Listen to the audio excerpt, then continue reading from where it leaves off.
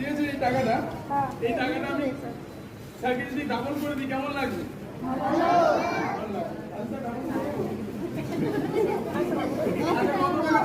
মানে যে কোনো একবার ডাবল হবে, মানে এই নোটটা ডাবল হয়ে হয়তো 50 টাকা হতে পারে, তাহলে 100 টাকা, 200 টাকা নয় 500 টাকা, এই কটার নোট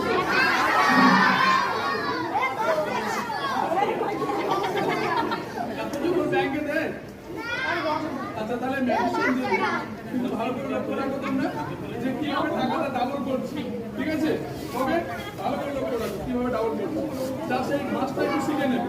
আর ছোট বাচ্চারা খুব সুন্দর খেলা দেখো, তোমরা বুঝতে পারবে, বাড়িতে গিয়ে দেখাতে পারবে কি করছি, টাকাটা কিভাবে ভাঁজ করছি, ভাঁজটা শিখে নিলে তোমরা কিন্তু বাড়িতে গিয়ে টাকা ডাবল করতে পারবে।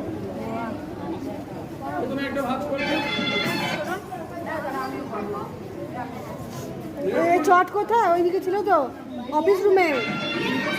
হ্যাঁ, চালের বস্তা। ও